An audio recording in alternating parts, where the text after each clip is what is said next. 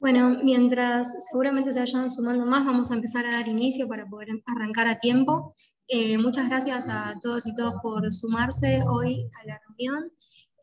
Lo que estamos haciendo en este caso es una reunión ampliada del Departamento de Educación. Lo que hicimos fue invitar a quienes participaron del primer taller de identificación de perfiles profesionales y a miembros del departamento, un poco con el objetivo de seguir avanzando en el que es uno de nuestros ejes principales de trabajo, que es el de intentar colaborar en disminuir la brecha entre oferta y demanda formativa, en poder generar espacios de intercambio para identificar mecanismos sobre cómo trabajar con las demandas de capacitación y cuáles son las estrategias que se vienen llevando adelante y experiencias de cámaras en poder generar este proceso de identificación. Entonces le pedimos principalmente a Gustavo Corradini de ADIMRA que presentara la experiencia del caso ADIMRA, y hoy nos está acompañando con Ricardo de Gisi, que voy a dejar que ellos se presenten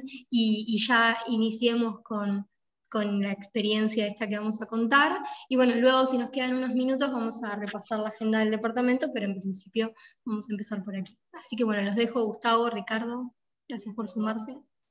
Ricardo, ¿te querés presentar vos? Sí, buenas tardes a todos y todas. Mi nombre es Ricardo de Gisi.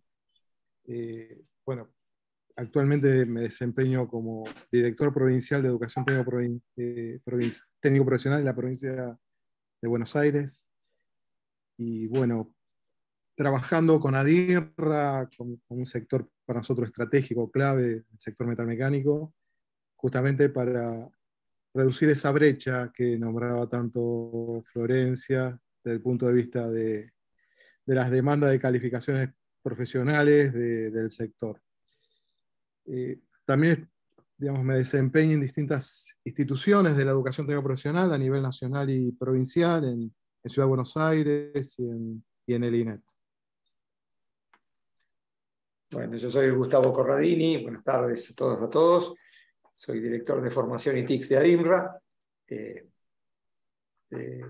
Venimos trabajando los temas de formación profesional y capacitación de hace muchos años, y en particular, bueno, gracias por la invitación, Florencia, para contar nuestra experiencia en este tema, que es la identificación de los nuevos perfiles profesionales y las acciones formativas y de vinculación con el sistema educativo que llevamos adelante. Si les parece, les proponemos una dinámica de charla, digamos. La idea es ir contándoles un poco los pasos con el que de la forma que nosotros abordamos esta temática, y la idea es trabajarlo en conjunto con Ricardo, porque más allá de que hay una pata que claramente es el sistema educativo, todo este proceso tiene, o más allá de nuestra relación y nuestra amistad con Ricardo, tratamos de ir haciendo validaciones e ir cruzando la información, sobre todo porque lo que es la normativa a nivel nacional y provincial, COPETIP, en el caso de las provincias, CONETIP a nivel nacional, requiere de mucho conocimiento del sistema. Y yo siempre digo, bueno, que Ricardo habla ese idioma, que es un dialecto específico, y bueno, nos ayuda muchísimo. Así que, si les parece, arrancamos primero para poner un poco en contexto en nuestra experiencia. Nuestro punto de partida es que tenemos en el sector metalmecánico un convenio colectivo que tiene 50 años.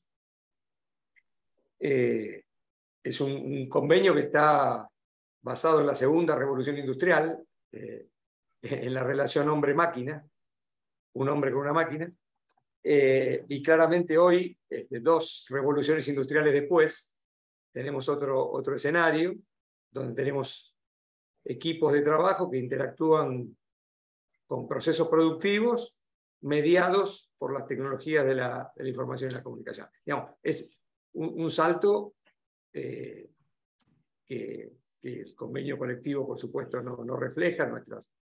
nuestras categorías en convenio colectivo no reflejan lo que viene sucediendo en las industrias, particularmente en aquellas que tienen donde estos cambios tecnológicos están teniendo una mayor incidencia, digo, caso autopartismo, ¿no? Por ejemplo. Entonces, tenemos nuevos perfiles profesionales, donde el operario industrial tradicional requiere de una formación específica, y en el caso de estos perfiles, que perfectamente podrían abordarse con un ingeniero, pero claramente es muy costoso abordar para las pymes estos nuevos perfiles con ingenieros. Entonces aparece ahí una necesidad de formación, por un lado, de formación profesional, de acciones concretas que nosotros venimos desarrollando, y después, por supuesto, que esto se traduzca en la formación de técnicos de nivel medio y superior en el sistema educativo. Entonces, allí nos encontramos con realidades, de ejemplos. Aparecieron perfiles que eran inexistentes, el modelador, prototipador metalmecánico.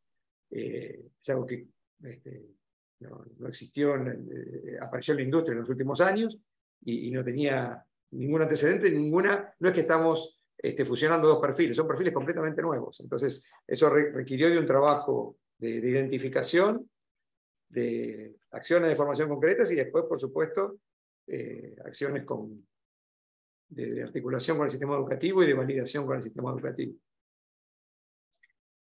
El instalador de sistema de automatización es otro perfil que se identificó.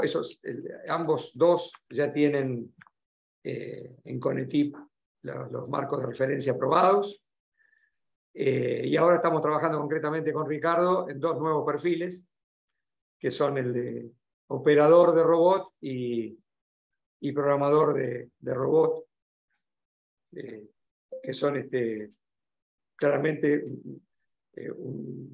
aparecen cada vez más fuertemente en la demanda de las empresas. Entonces, ¿cómo hacemos con esto? Nosotros tenemos desde ADINRA, tenemos un relevamiento que lo hacemos ahora trimestral, de demandas de capacitación y cobertura de nuevos perfiles laborales. Ahí tenemos, por supuesto, que nos sirve como insumo para toda nuestra estrategia formativa. Por un lado, lo que son los oficios tradicionales. No es que desaparecieron los soldadores y los operadores LC. Eso claramente sigue siendo la principal demanda.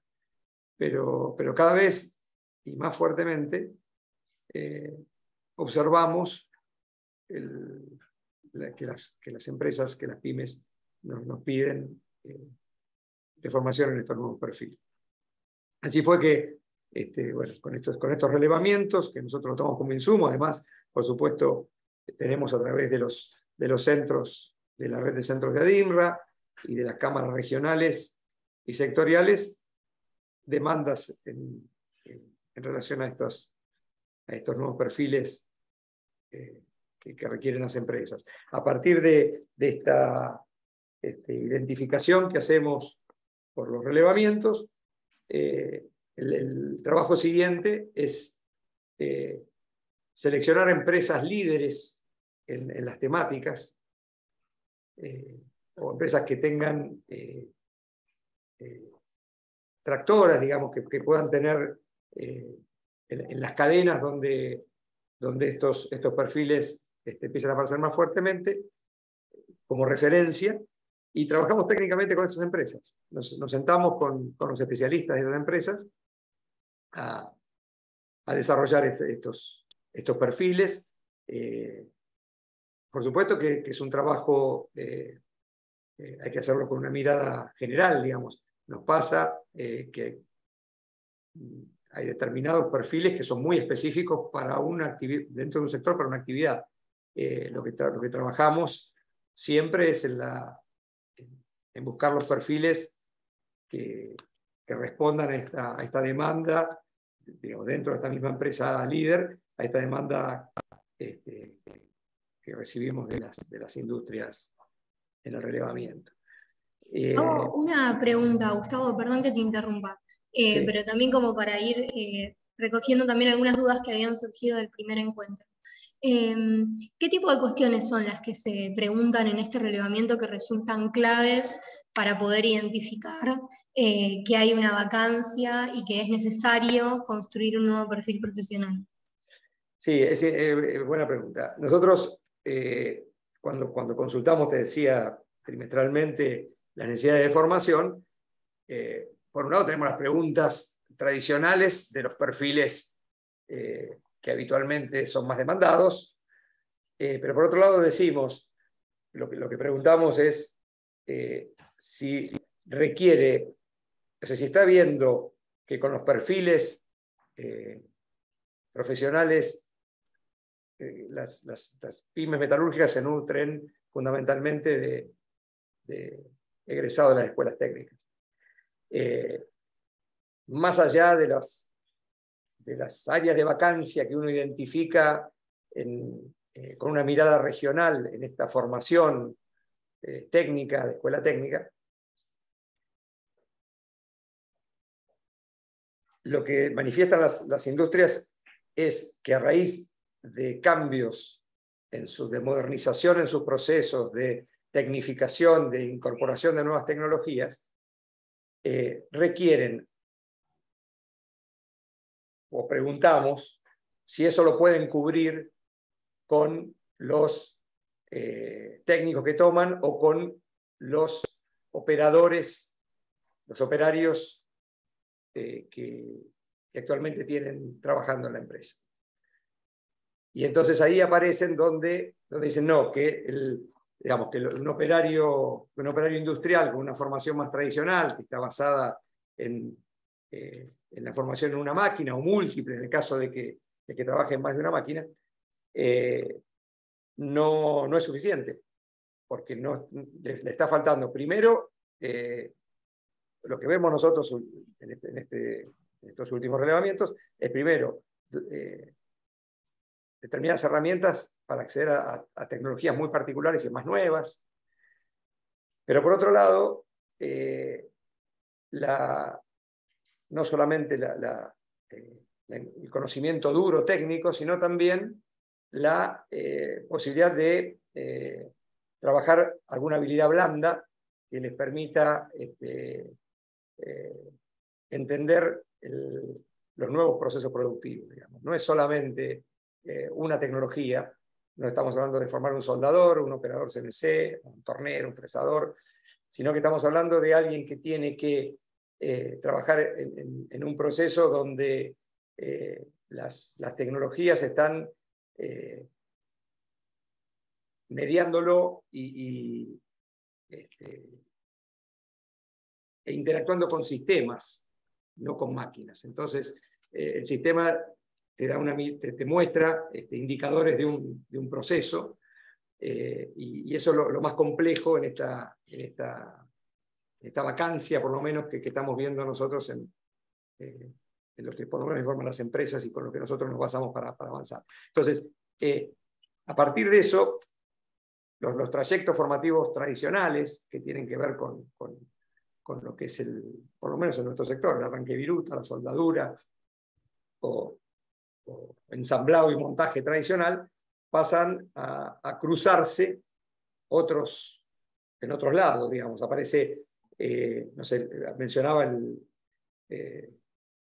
modelador prototipador metal mecánico. Ahí tenemos desde el uso de herramientas de diseño asistido, la impresión 3D, después todo lo que es el mecanizado partiendo de eso. Digamos, ahí aparecen, se empiezan a cruzar Ricardo, vos interrumpime todo lo que sea necesario. Sí. Ahí se empiezan a cruzar la combinación de herramientas, de herramientas. Por supuesto que la impresión 3D, eso sí es nuevo. Hoy los técnicos, los egresados de escuelas técnicas, ya están más familiarizados con este tipo de tecnologías. Hace unos años no. Sí.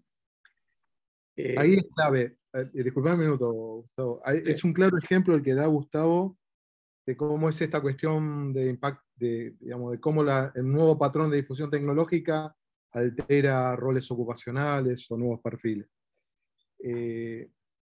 Históricamente, la formación por ejemplo, de matriceros es una formación de mucho saber artesanal, donde el saber de trabajo directo sobre máquinas y sobre materia prima es muy sofisticado, digamos.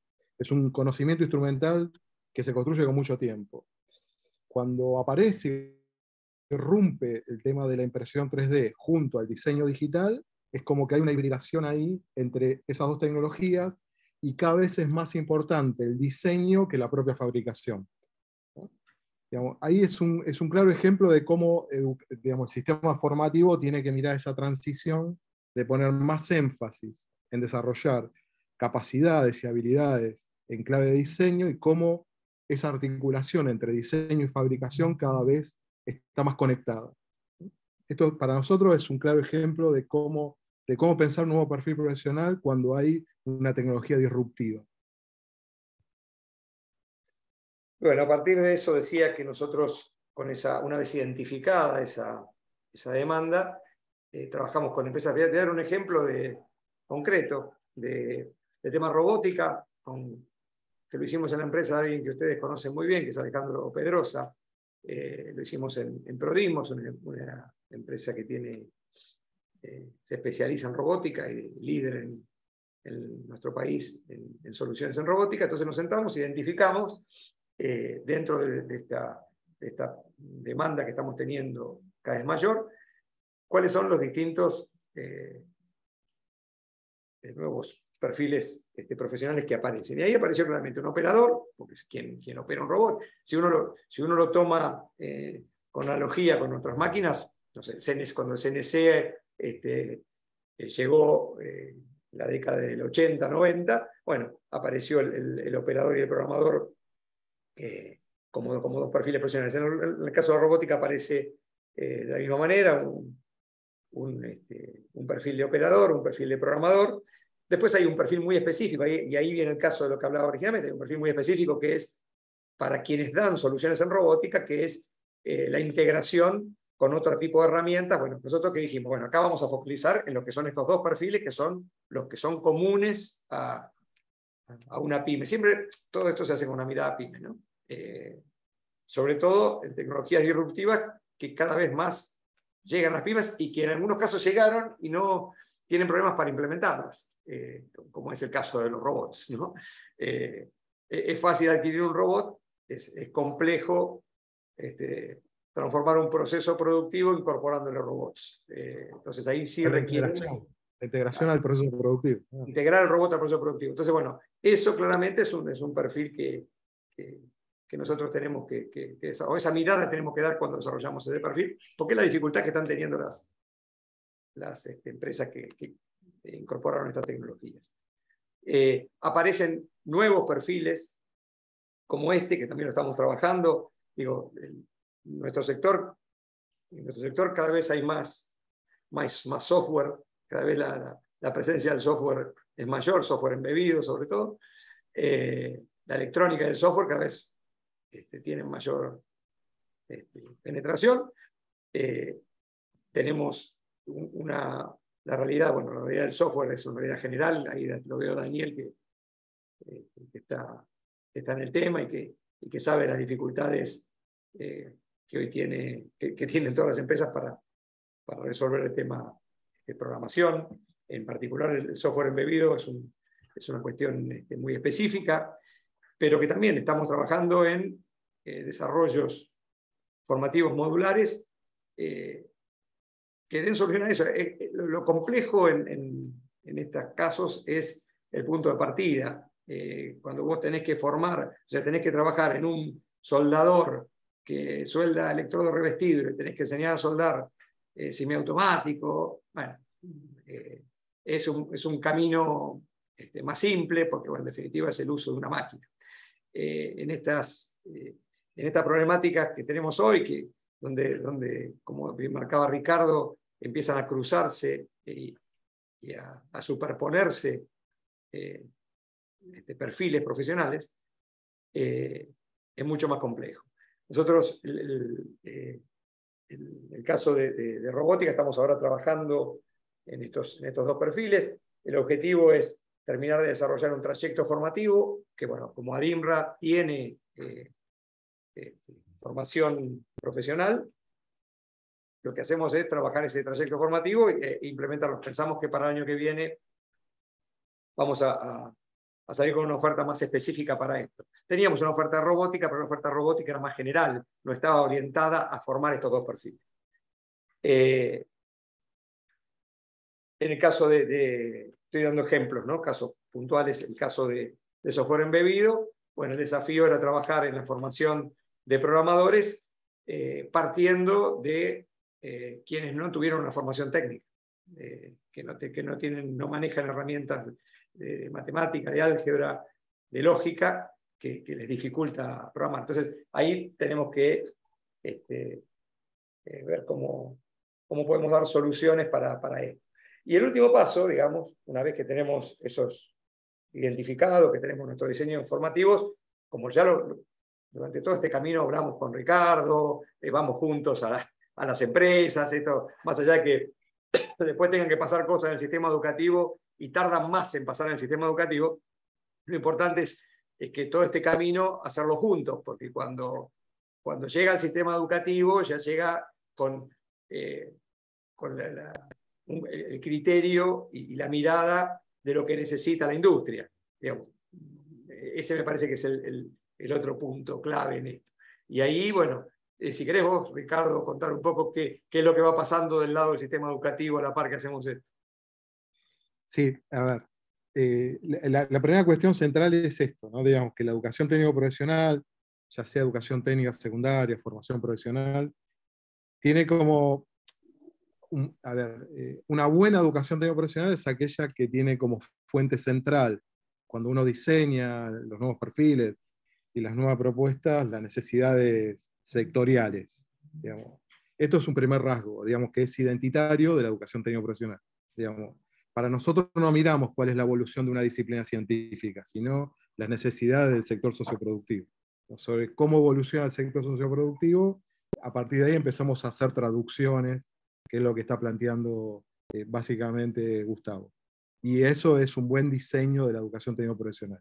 Esto obviamente es a nivel global, digamos, es una característica central de la educación técnico-profesional. La segunda característica es también algo que dijo Gustavo, que tiene que ver con esta idea de lo específico o lo común. Obviamente que el sistema educativo, desde nuestra perspectiva del sistema educativo, nuestras formaciones siempre tendemos a la democratización del acceso. Más allá de la formación puntual que requiere tal o cual empresa, siempre la mirada es hacia lo sectorial, hacia la mayor cantidad de posibilidades de acceso, ¿no? Porque tiene que ver con un principio en el que se estructura la educación que tiene que ver con un tema más de democratización del acceso al sistema educativo, al sistema formativo. Este es otro rasgo que a veces hay como una tensión entre una necesidad particular de una firma y la necesidad de formación de los trabajadores, de los técnicos. Ahí siempre, esto es algo muy común en términos de tensión, que también es algo que hay que trabajar. Porque, y la verdad que uno cuando piensa la formación también está pensando en esa clave. Esos perfiles siempre tienden a ser más generales de lo que requiere cada firma en particular. Y nosotros entendemos, y esto obviamente también lo compartimos con Gustavo, ese ajuste entre esa formación más general, más común, y el ajuste de la necesidad concreta de la firma, se resuelve en la firma, se resuelve con la experiencia laboral del trabajador o del técnico, ¿no? en una formación más de carácter continua y situada a nivel de cada firma. Esta es otra cuestión central. Cuando nosotros, digamos, el primer punto de partida es justamente lo que plantea Gustavo, es el CONETIP, es esta idea de que hay un dispositivo, digamos, que está regulado ya en la educación técnico-profesional en Argentina, en las provincias y a nivel nacional. En las provincias todavía en muchos casos no está constituido, pero es un momento, es un espacio donde confluyen las miradas de los actores del mundo del trabajo y la producción, donde ahí justamente se discuten tanto las necesidades como estos perfiles de necesidades, ¿no? Este ejemplo que dio Gustavo sobre la base de una firma, en el caso de robótica o del sector, esto es algo más generalizado para todos los sectores, ¿no? Y ahí se reúnen en foros y se discute esto entre el mundo del trabajo y, es decir, a nivel sindical o a nivel empresarial, las políticas propias de desarrollo de cada provincia, y de ahí surgen estos perfiles y necesidades. Y esto es clave que suceda, porque en realidad esa es para nosotros la fuente para pensar después los planes de estudio. Digamos. Y ahí no tiene por qué intervenir educación. Cuando se construye eso, es una mirada más de la mirada del mundo del trabajo y la producción. Y eso para nosotros es una fuente para después pensar el conjunto de los diseños, el diseño formativo de esta propuesta. Esto me parece como que es clave, digamos, como para que se entienda cómo es en la Argentina, incluso en el marco regulatorio, de cómo se construye un perfil profesional hasta el plan de estudio, ¿no? O la propuesta formativa. Y ahí obviamente se discute esto en dinámica. Digamos, el perfil profesional en nuestra mirada, ya en miradas más metodológicas y más actualizadas, siempre se observa en dinámica, nunca en forma lineal o en forma cristalizada. Los perfiles profesionales tienden a ser más estables en el tiempo, y en realidad siempre hay que mirarlos en clave no solamente de lo que demanda puntualmente el sector productivo en este momento, sino la prospectiva tecnológica dentro del sector. Es lo que dijo Gustavo. Si uno analiza una encuesta actualmente en el sector metalmecánico, la mayor demanda está centrada en roles ocupacionales, roles ocupacionales maduros, el tema de soldadura, tecnologías de unión, el tema de fabricación mecanizada asistida, y empiezan a emerger otro tipo de calificaciones que son las que justamente nosotros tratamos de anticipar en esta idea más dinámica del perfil profesional, cruzando cuestiones más de perspectiva tecnológica, ¿no? Que tiene que ver con esto, cómo las tecnologías tienden a ser más híbridas, tienden a conectarse, cómo aparece cada vez más la mediación de la programación, del conocimiento, del pensamiento computacional para operar en sistemas productivos, que esto en realidad es algo, obviamente dentro del sector, el sector tiene dos características, por ejemplo, metalmecánica. Hay un sector que está en transición hasta lo que serían las tecnologías 4.0, es decir, entonces el sistema formativo debería pensar justamente esa transición. No todo es tecnología 4.0 y no todo es tecnología madura de la revolución, de la tercera revolución, digamos, sino que tenemos que pensar justamente cómo mirar esa transición, y también del sistema formativo lo mismo. No todas las instituciones educativas pueden avanzar rápidamente de un día para el otro este cambio, pues digamos, los cambios en educación tienen otra temporalidad por las lógicas regulatorias, normativas, institucionales, que en relación a la demanda del mundo del trabajo y la producción. Pero justamente lo que hacemos es tratando de mirar de a 5 a 10 años justamente esa perspectiva. Otro ejemplo, le doy un ejemplo en el caso del sector automotriz.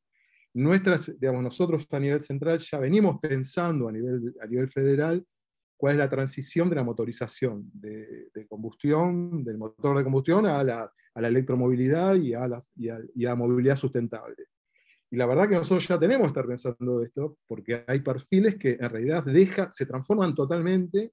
Un técnico automotor, un técnico secundario en automotor, o todas las figuras profesionales que nosotros tenemos en el sector de mecánica automotriz, la verdad que van a estar atravesadas por esta lógica de electromovilidad, y que van a haber un cambio radical. Si bien estamos en un proceso de transición, pero sabemos que vamos hacia ahí, digamos, ¿no? Y es inexorable esa transición.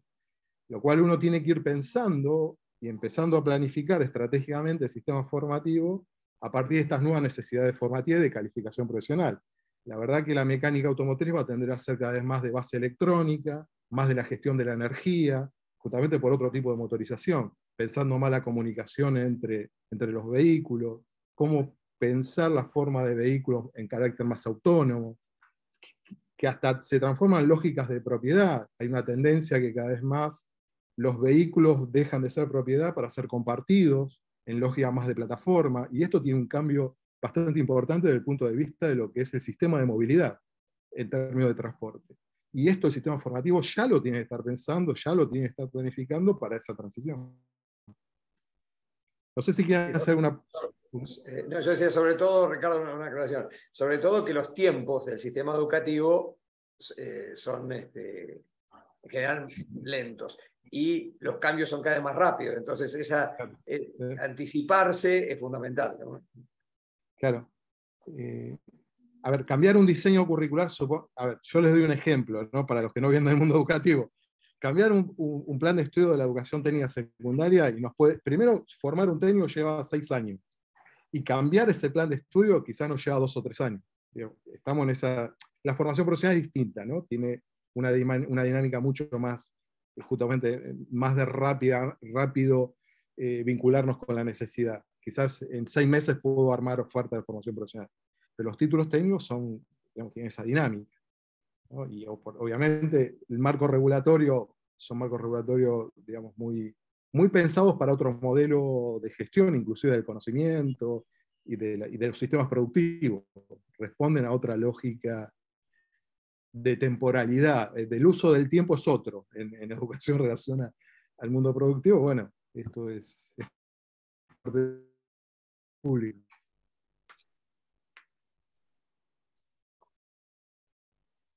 No sé si alguno o alguna tiene alguna pregunta, porque a mí se me ocurren.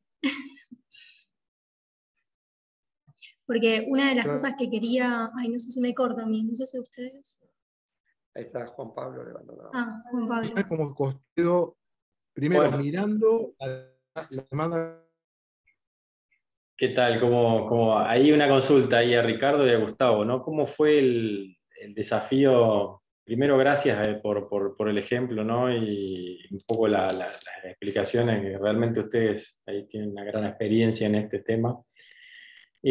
¿Cómo fue la incorporación con este tema de la pandemia y todo lo que es digitalización y todas las herramientas de uso remoto, ¿no? Es decir, porque básicamente hoy ya lo tenemos que pensar como un perfil, algo nuevo, ¿no? Nuevas capacidades, que creo que renegamos un poco, ¿no? Con las herramientas. Usamos Teams, usamos Zoom, tenemos los recursos adecuados, ¿no? Y incluso para los procesos, ¿no? En la digitalización justamente de los mecanismos de capacitación, de formación también.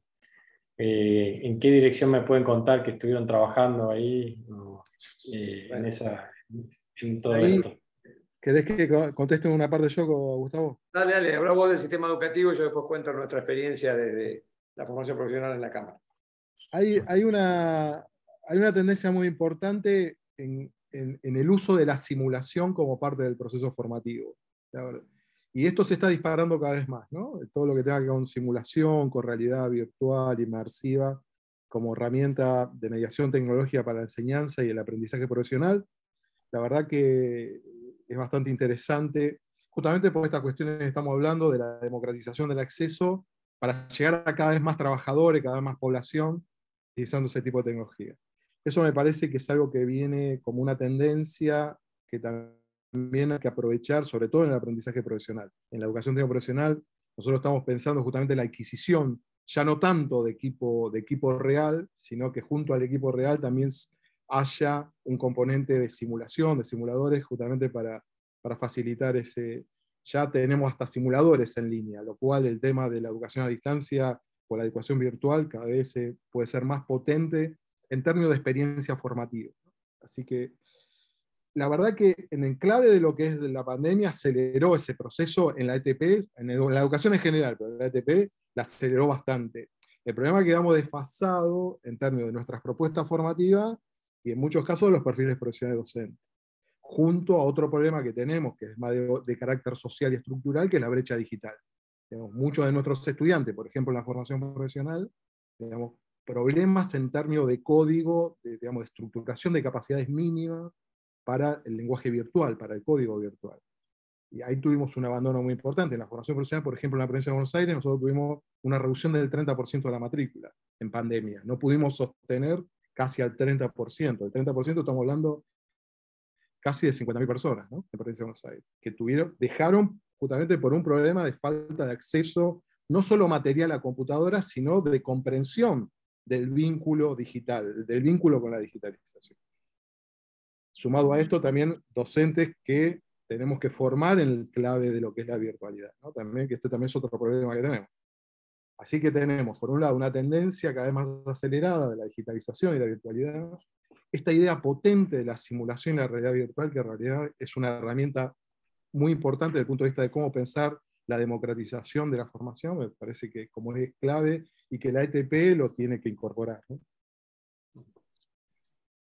Sí, del lado de las acciones que pudimos llevar adelante en pandemia, comenzando con eso, Juan Pablo, y coincidiendo con lo que decía Ricardo, creo que lo que hizo la pandemia fue acelerar procesos. Nosotros teníamos un campus virtual.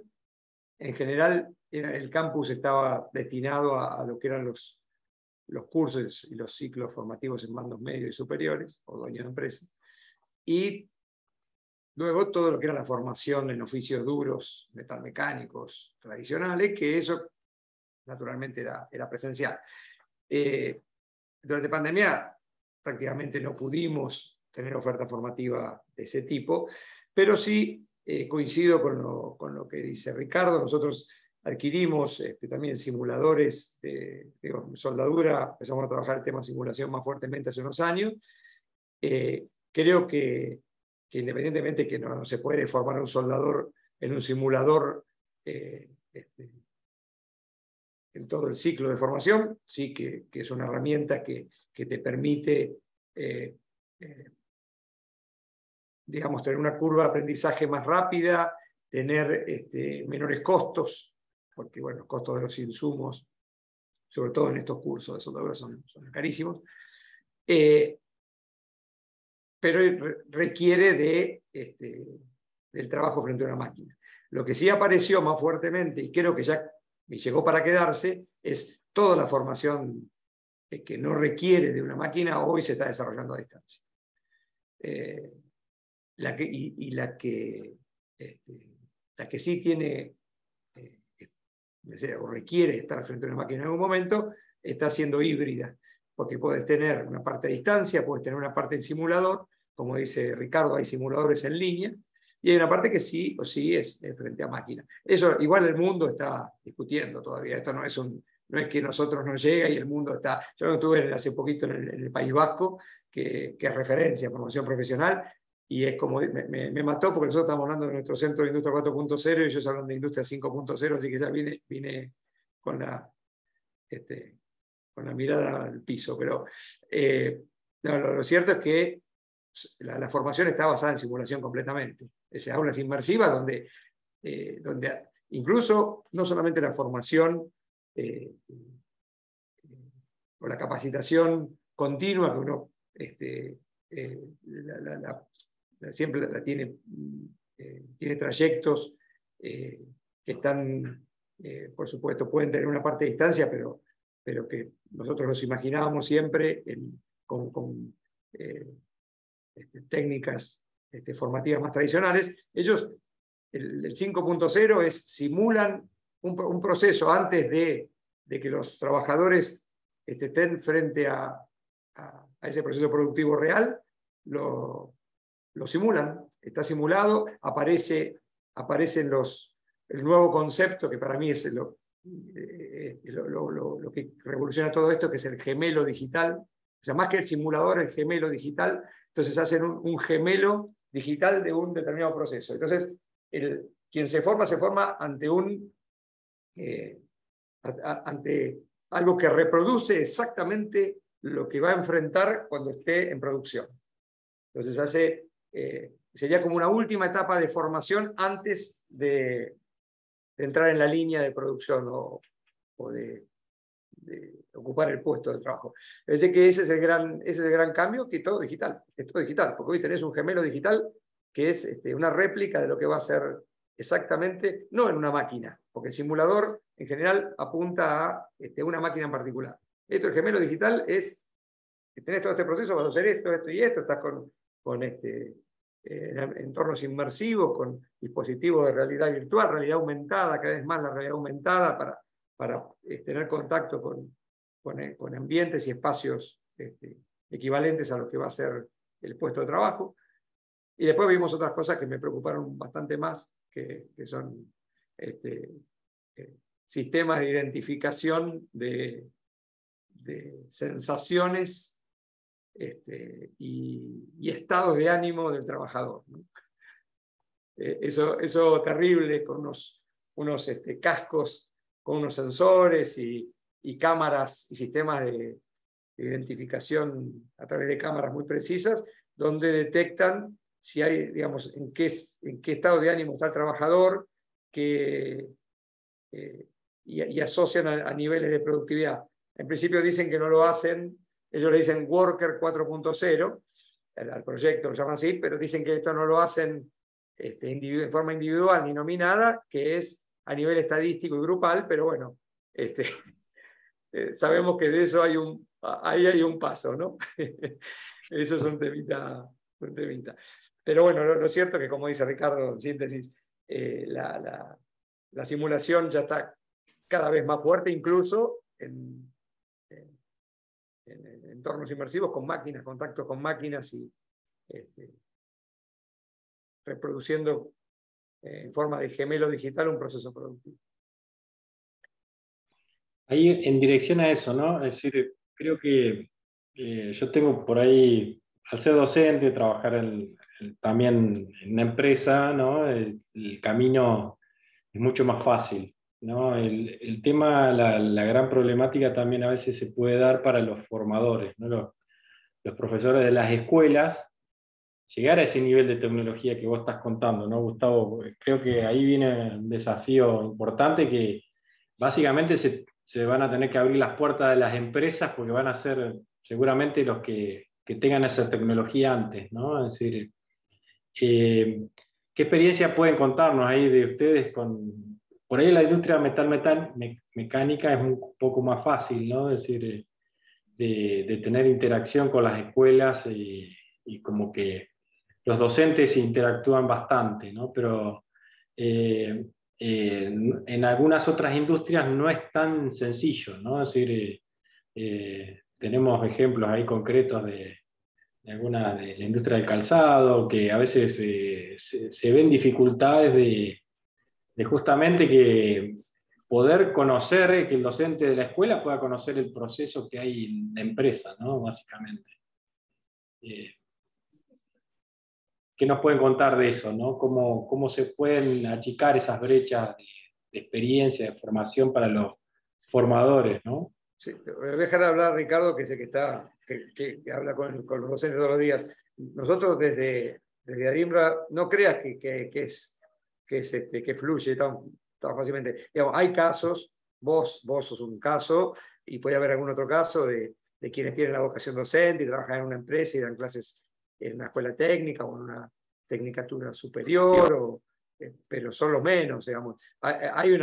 Eso es una cosa que siempre hablamos con Ricardo, que tenemos docentes que fueron formados, digamos, no hay más que ver cómo están diseñados los talleres de las escuelas técnicas, la disposición de las máquinas. Entonces, eso es algo que hay que cambiar. Sabe que cambiar. Lo dejo a Ricardo, que es el que entiende más de esto. La verdad que yo les cuento una experiencia justamente en el sector de calzado en Matanza. Digamos que me convocó justamente la directora Débora Giorgi, la directora de Industria o secretaria de Producción del municipio, del distrito de Matanza. En Matanza tenemos prácticamente 32 centros de formación profesional, 32, es el equivalente a CABA, a todo lo que tiene CABA de formación profesional, solamente en Matanza lo tenemos nosotros, en términos de número. Y no teníamos, y calculen que Matanza, por lo que me contaba Débora, concentra fuertemente el volumen de producción en el sector de calzado. Y no teníamos ni un centro de esos especializado en el sector de calzado. Necesitaban aparadores. El sector necesita aparadores porque había un proceso por el tipo de cambio, se reactivaba el sector, había demanda y no tenían trabajadores formados para esto. Muchas veces eran roles ocupacionales que ocupaban migrantes de países limítrofes, por el tipo de cambio y por los salarios no estaban viniendo y había falta de personal en esto. Lo cual, digamos, tratamos de que un centro de formación profesional tienda a especializarse en esto por lo menos para formar aparadores y cortadores, que es el nivel más básico y tampoco requiere una tecnología, hay mucho trabajo directo, mucho trabajo artesanal, inclusive. Mecanizado, pero no de alta tecnología. Y justamente lo que planteamos a Débora era esto, cómo hacer para que uno de esos centros se especialice en toda la cadena de calzado, de cuero y calzado. Y el problema central era la formación docente.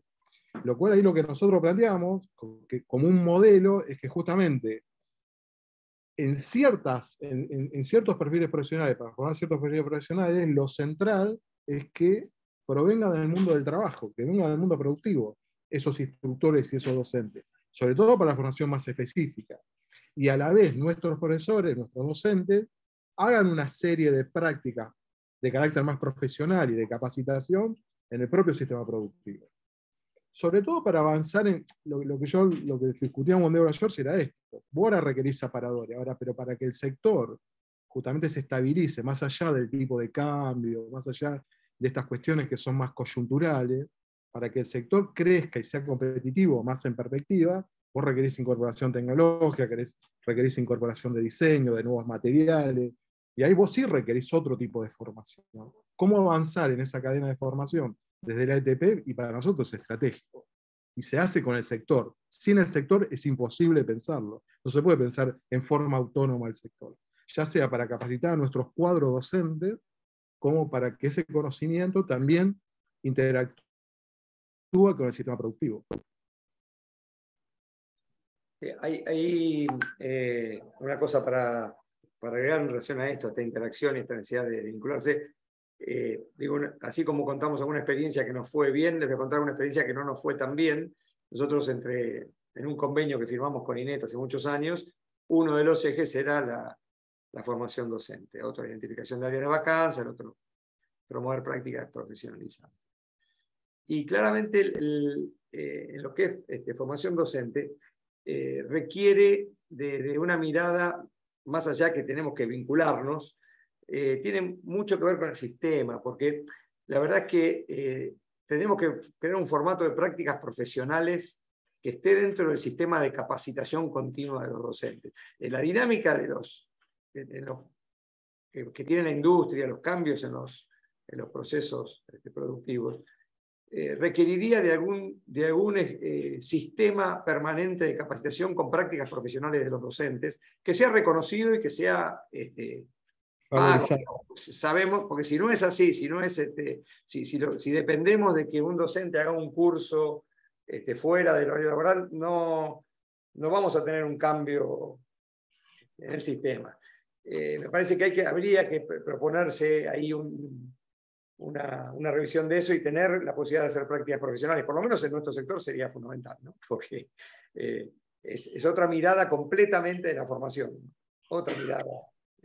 El poder desempeñarse en una fábrica que hoy está teniendo una transformación digital, que está cambiando sus procesos, que está incorporando nuevas tecnologías, para mí es central. Un docente, si no tiene eso, va quedando cada vez más en el tiempo. Y esto, la distancia es cada vez mayor, ¿no? Es cada vez mayor. Sí, lo corre desde atrás, ¿no? La carrera, básicamente. Corre muy desde atrás, muy desde atrás. Y el problema es que hoy los chicos, los estudiantes, por ahí están en una fábrica y le estamos enseñando por ahí algo, conocimiento, te dicen, mirá, hay algo nuevo. Entonces, también es frustrante, ¿no? Para el docente pobre, ¿no? Que digo, a veces está inserto en el sistema y no puede seguir todo ese nivel tecnológico. Lo que nosotros tenemos, en relación a lo que decía Gustavo también, nosotros tenemos algo sí que mejorar y mucho, es pensar un modelo de desarrollo profesional docente en la ETP, ¿no? Totalmente en esta línea de cómo pensar una formación continua que sea parte del desarrollo profesional de los docentes. Que en otros países es algo muy común, digamos, no es nada, tampoco se requiere tanto financiamiento para eso. Es un tema de decisión, de voluntad política y obviamente acuerdos con los niveles sindicales, ¿no? En el caso docente ustedes saben muy bien que está muy regulada la actividad profesional. Pero digamos, me parece que es un desafío que tenemos dentro de la ATP pensar esto, ¿no? Pensar y diseñar ese modelo de desarrollo de formación continua, sobre todo en la ATP, digamos, que ahí tenés, y que la verdad es que esto sea estimulante para el crecimiento profesional, ¿no? Que eso, y que, digamos, hay mucha discusión, por ejemplo, a nivel docente, y que esto siempre es la tensión con los sindicatos docentes, que tiene que ver con la formación si fuera de servicio o en servicio, ¿no? Y que la verdad es que cuando uno empieza a pensar los niveles de inversión por horas caídas, por ausentismo, la verdad que se podría compensar. Digamos, es un tema de que hay que empezarlo a poner en blanco sobre negro, visibilizarlo y empezarlo a discutir. Digamos, pero esto es un tema estructural, de cómo hacer para que el sistema de formación continua a la vez sea acompañado por un sistema de desarrollo profesional continuo de los docentes. Si no, no hay forma. Y eso Ricardo, el gran desafío también, que lo hemos charlado mucho, es que el financiamiento de la ETP a partir de la ley permita financiar esto, digamos, porque si no, lo que hacemos es financiar solamente la adquisición, el equipamiento de las escuelas, las mejoras edilicias, las adecuaciones que son necesarias, sobre todo cuando hay ha pasado tiempo sin tener inversiones. Ahora, la verdad es que si eso no lo acompañamos y no se piensa como el plan de mejoras, es difícil. Tratamos de hacerlo, nosotros en Santa Fe lo tratamos de trabajar con la provincia, pero no logramos la tendencia es que ese dinero se destine a comprar máquinas, a mejoras edilicias, al taller, etc. Y el concepto de que es tan importante la actualización docente como eso para la formación de técnicos no está tan arraigado. Y lo que dice Ricardo me parece que es central, que si no vamos a chocar inevitablemente con los sindicatos, porque si esto se plantea como algo por fuera de la lógica de los sindicatos docentes, no va a suceder. Sí, ahí Fabio creo que quiere hacer una pregunta. No, que digo, en la reunión cuando se hicieron las reuniones con el Ministerio de Desarrollo, creo que fue a fines del 2021, de los sectores estratégicos que estaba el metalmecánico, Aldo Loruso en ese momento era el presidente del INET o el director, yo no sé los títulos, y él contó que tenía 600 CNC que no los podían usar porque estaban desprogramados por falta de uso. O sea que un tema no es un problema de financiamiento. Ahora, creo que el gran problema es que en todos los programas crediticios que tenemos la industria, desarrollo, uno va a las reuniones donde se presentan y todo, tenés al Ministerio de Producción, tenés al Ministerio de Trabajo, el Ministerio de Educación no está en ningún evento. No existe el Ministerio de Educación en Argentina.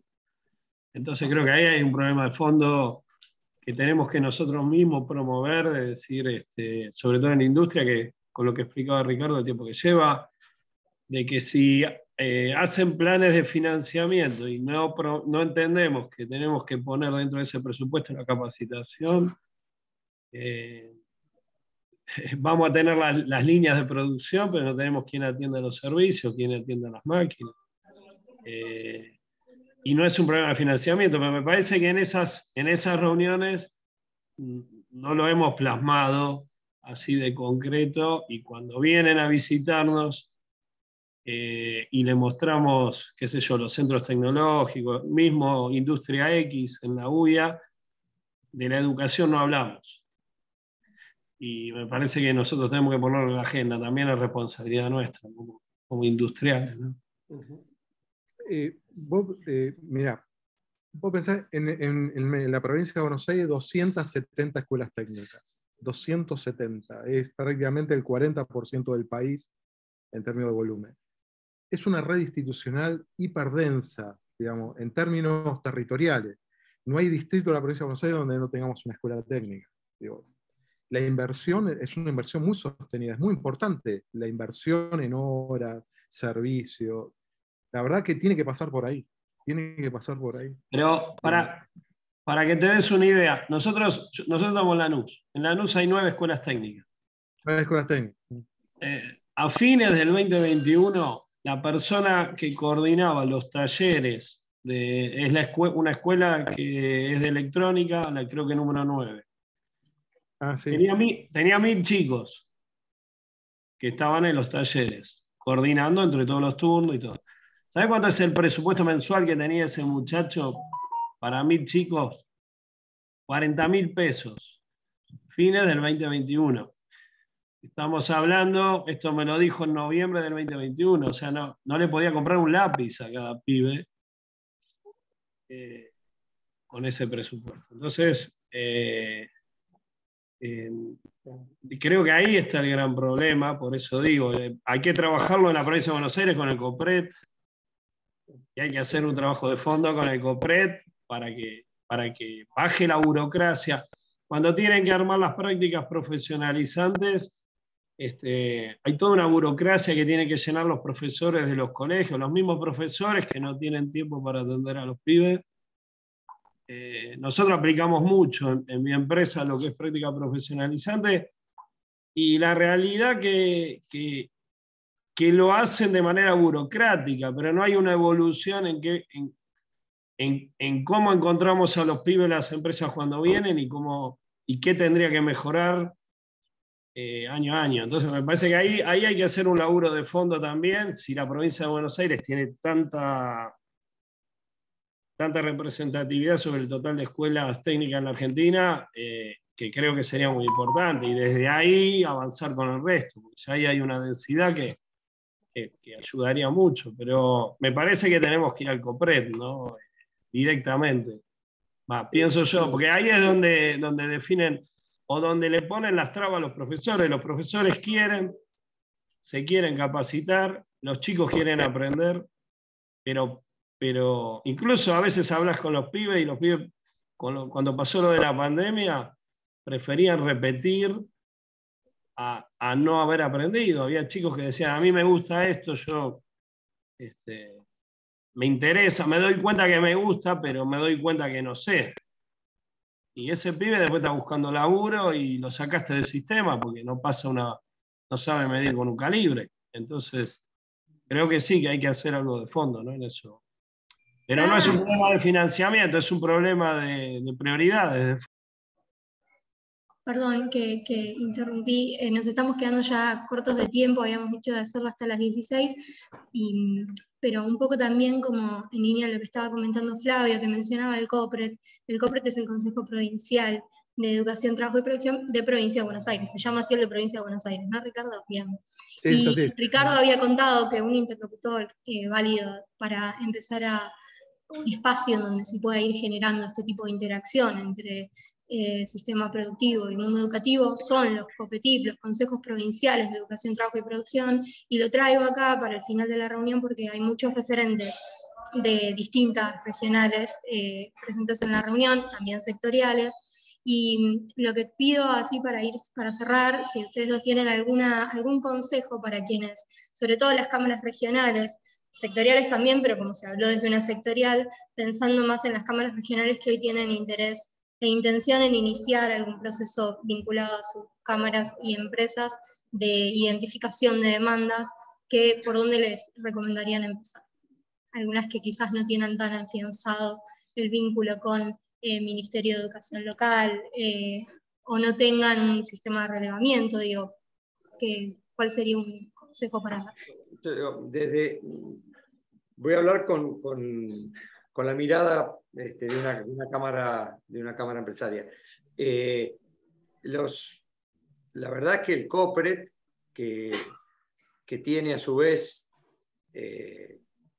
a nivel distrital sus réplicas, funciona, tiene mucho que ver quién lo impulsa, quién lo lleva adelante. Los distritos que lo pusieron en cabeza de los secretarios de industrias municipales o del área de producción local tienen buena dinámica, me parece. Me parece que tienen buena dinámica. No siempre, cuando lo tuvo que llevar el jefe distrital del sistema educativo, eso, por lo menos en nuestra experiencia, y ahí también hablo con una mirada de alguna pasada en mi historia por el sistema educativo provincial. Me parece que cuando esto lo tracciona, lo impulsa el área, digamos, el sistema productivo a través de, el secretario de Industria, porque en muchos casos es quien lo está encabezando, funciona, nosotros participamos, hay empresas de nuestro sector que participan y hay una fluidez con eso. En otros casos, yo no sé, Ricardo, cómo estarán hoy, cómo está el mapa de los COPRED, pero bueno, me parece que es un ámbito ideal porque aparte están todos los sectores representados. Sí, mira, ahí tenemos, de los 135 distritos en este momento, solamente 70 tienen mesa distrital constituida. El resto está en proceso, ¿no? Y es lo que dice Gustavo, esto es heterogéneo. En algunos casos conduce esa mesa más la perspectiva más de los actores del mundo del trabajo y la producción, y otro más del sistema supervisivo, que ahí tenemos problemas, ¿no? Lo peor que nos puede pasar es que el COPRES sea como el ámbito de la demanda del sistema educativo, y la verdad que no tiene que ser eso. Me falta un baño, tengo que reparar esto. Para eso hay otros canales para resolver esto. La verdad es que cuando se constituye en un ámbito donde el sector empresariado, el sindicato, se ven reflejados en términos de las necesidades sociales formativas, la verdad que es muy potente como herramienta. A nosotros nos da muy buena fuente para planificar la oferta. Pero esto no sucede como regularidad, ¿no? Hay mucho que tenemos que mejorar. Bueno, muchas gracias, Gustavo, muchas gracias, Ricardo, y a todos los que se quedaron para participar. La verdad es que es súper interesante la charla y creo que nos llevamos todos y todas un montón de información y nada, herramientas para seguir trabajando en este tema, y bueno, nos mantenemos en contacto. Y a todos los que son miembros del departamento les comento que les voy a mandar un resumen de lo que es el repaso de la agenda, porque ya nos quedamos sin tiempo para esta parte, pero bueno, muchísimas gracias a todos y todas por participar, y bueno, nos vemos en una próxima. Bueno, muchas gracias a ustedes por la invitación. Muchas gracias. Por la invitación. Chao, chao. Muchas gracias. Chao. Chao.